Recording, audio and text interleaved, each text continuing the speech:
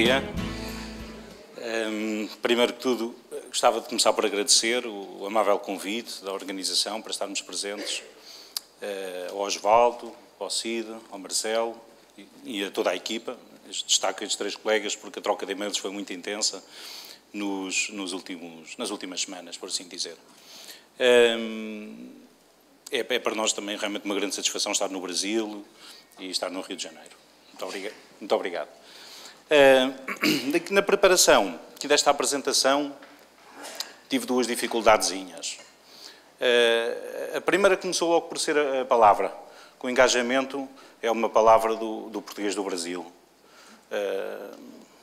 Sendo certo que compreendi o que era, não é? Mas efetivamente não é uma palavra do português de Portugal.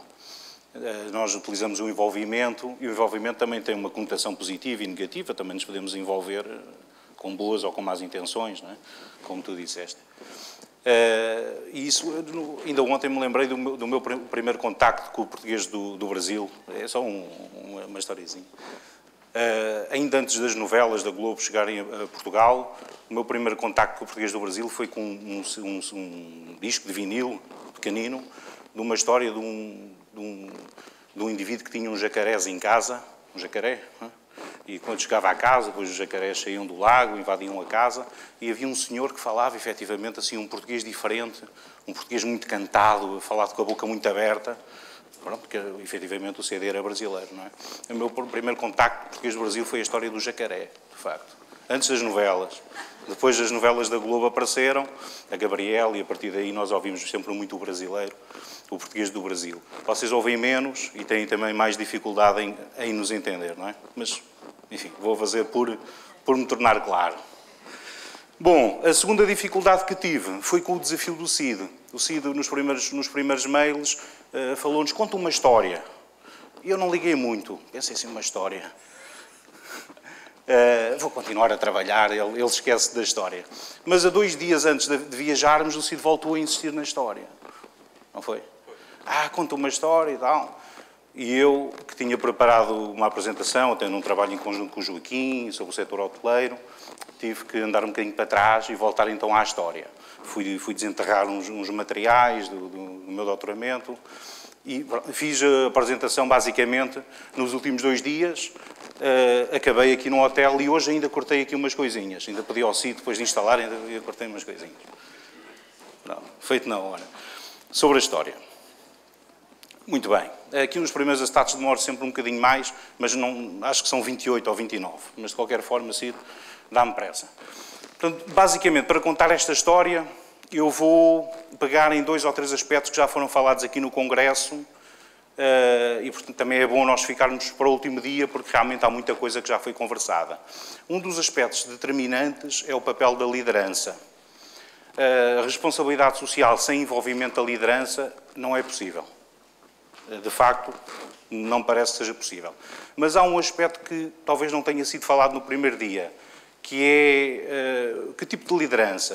Nós falamos em liderança, mas não estamos só a falar na liderança de topo, no gestor de topo. Há liderança de nível intermédio, há liderança de nível de base, portanto, liderança em vários níveis hierárquicos é importante para a implementação da responsabilidade social. E também há líderes formais e informais, como sabemos, não é? Bom, de qualquer forma, a história que vos trago hoje é sobre o líder de topo, mas não queria deixar a ideia que só valorizo a liderança de topo. A liderança é importante em todo o nível hierárquico. E depois também há um aspecto importante que também foi falado ao longo do Congresso, o que é isso, efetivamente, da responsabilidade social, nomeadamente no dia em que se falou mais de ética e de valores. E reparei ali no cartaz, que está aqui na nossa sala de coffee break, que há uma observaçãozinha de um colega que fala em relatórios onde as empresas contam o que não fazem. Não é? Isso realmente é interessante e isso leva-me a partilhar convosco aqui alguns aspectos daquilo que eu chamei de responsabilidade social na Europa, ou seja, o que é que tem vindo a ser entendido por responsabilidade social. O meu entendimento, e penso que o entendimento de todos nós, foi falado e foi muito discutido, é que a responsabilidade social está alicerçada em valores, não é? Portanto, basicamente, aquilo que a responsabilidade social é, na minha perspectiva, e penso que na vossa, pelo que tenho ouvido, responsabilidade social é um edifício que nós construímos para dar resposta a uma série de necessidades, de contacto com as partes interessadas, de gestão de todas estas matérias, mas alicerçado em valores, alicerçado em ética. Se isso não existir, nós podemos ter, de facto, um edifício muito bonito, mas um edifício que pode ruir a qualquer altura.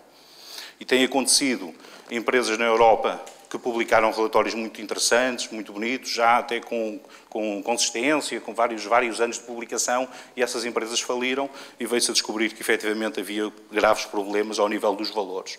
Portanto, temos que ver se a responsabilidade social está alicerçada em ética ou não. Se estiver, pode representar excelentes instrumentos. Se não estiver, é aquilo que nós, na Europa, costumamos dizer que é uma questão de maquilhagem, não é? Quer dizer, disfarça algumas coisas, mas efetivamente não acrescenta nada.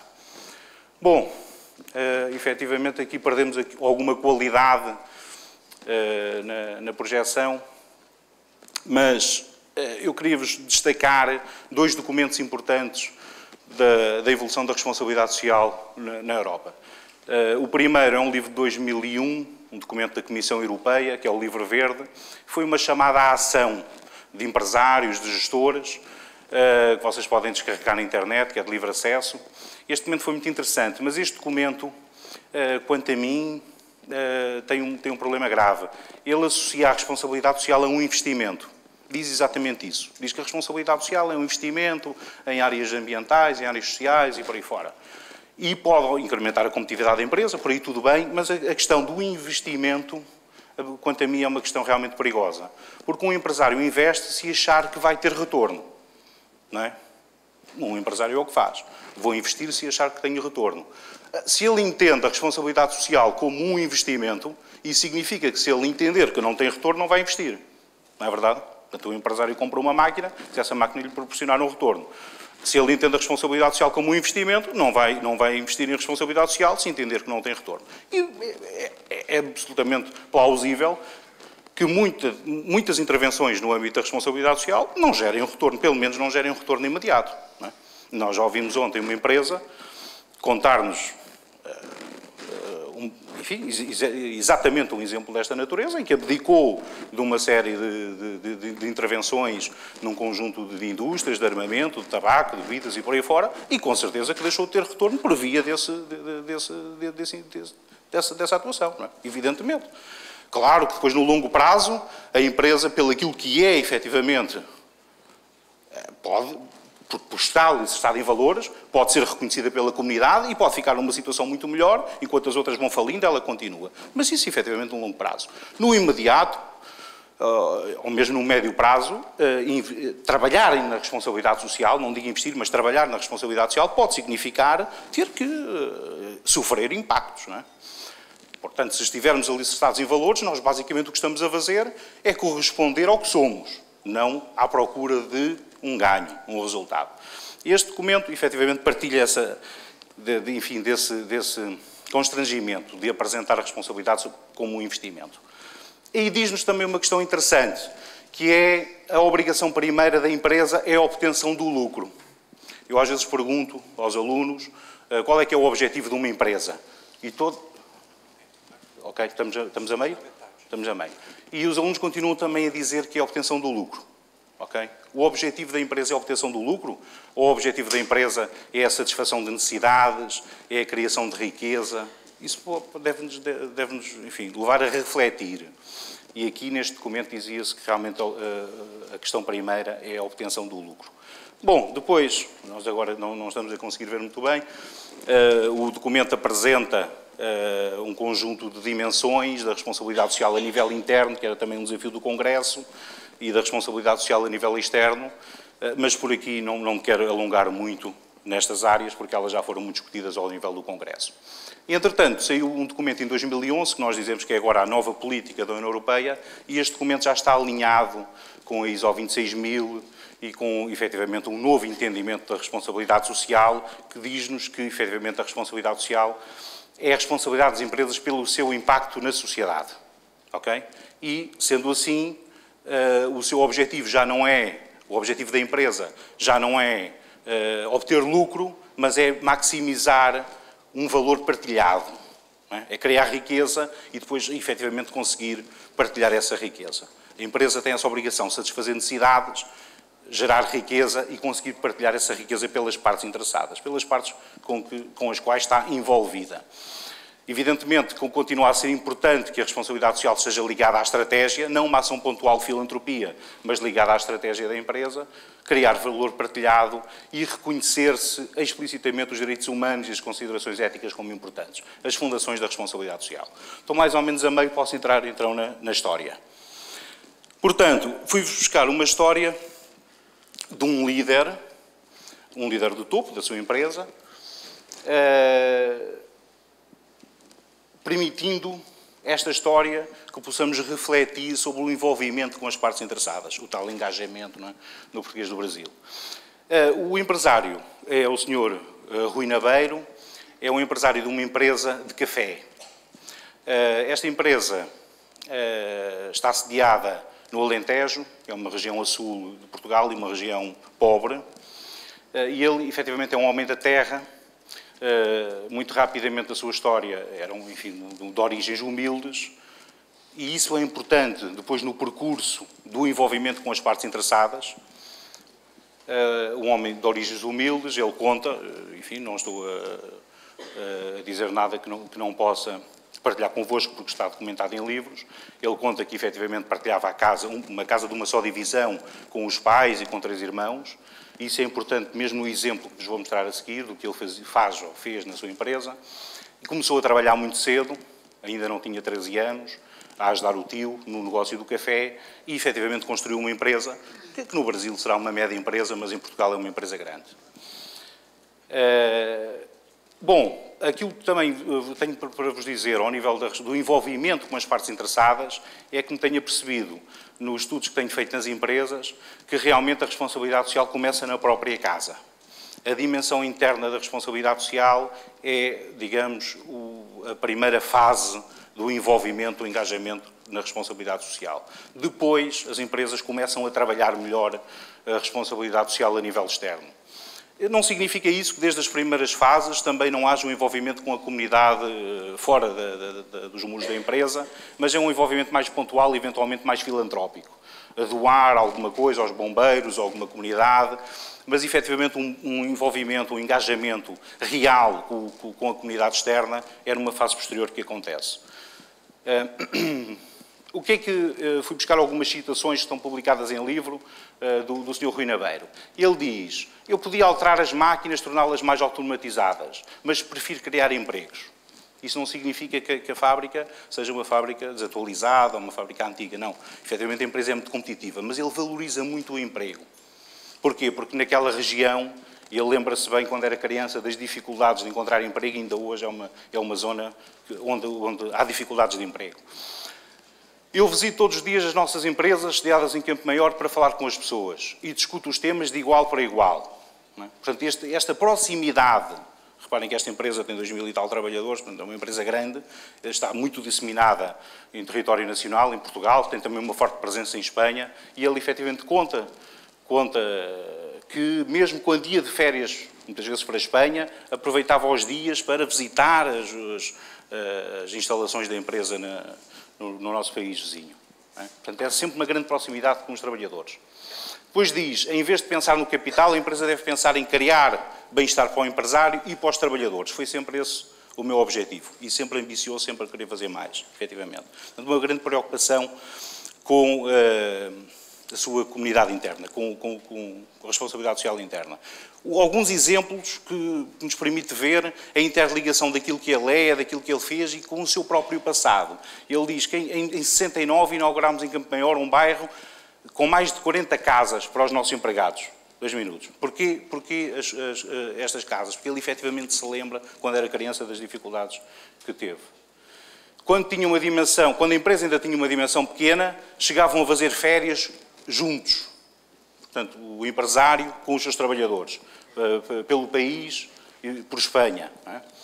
Porquê? Porque ele também conta nos seus livros, quando era criança, para fazer férias, recorria ao apoio social e então ia até umas praias em Lisboa, e o quanto ele valorizava as férias. Portanto, reparem que todas estas ações que ele aqui está a comentar estão alicerçadas com o seu próprio passado.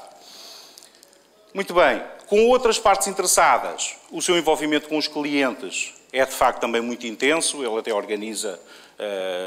organizava, não tenho bem presente se continua a fazer, uns encontros anuais onde os pequenos retalhistas se encontravam com a empresa.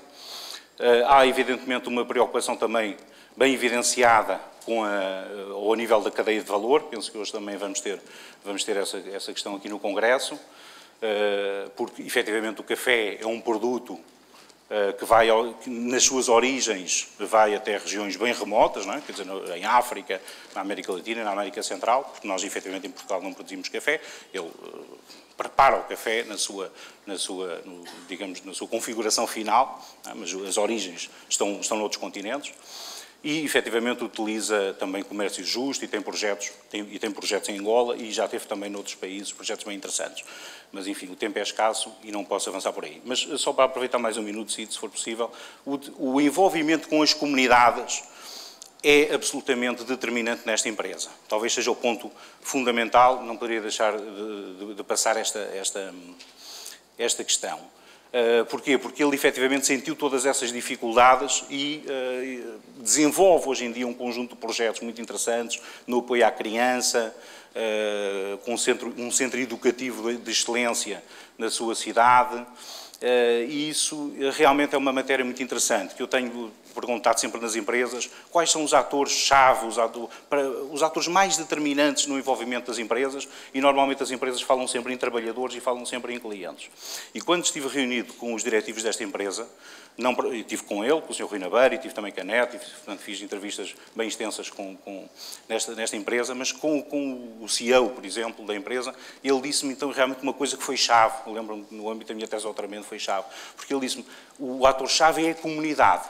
Foi a única empresa que me falou nisso. De facto, as outras empresas falavam no trabalhador, falavam no cliente, o trabalhador porque é quem faz, o cliente porque é quem paga, mas eles falaram na comunidade. Porquê? Porque a empresa está alicerçada na comunidade. Não é? Isso, efetivamente, é determinante. E é, digamos, o estágio último, penso, da evolução da empresa no engajamento e no envolvimento com a sociedade, é quando a empresa, efetivamente, sente que sem a comunidade não é ninguém. É fácil a empresa perceber que sem o trabalhador não é ninguém. É fácil a empresa perceber que sem o cliente, que é quem paga, não é ninguém. A empresa ter a percepção, como a empresa de ontem também teve, de dizer que efetivamente é a comunidade o ator-chave, é um estágio muito desenvolvido do engajamento com as partes interessadas. Bom, só para terminar,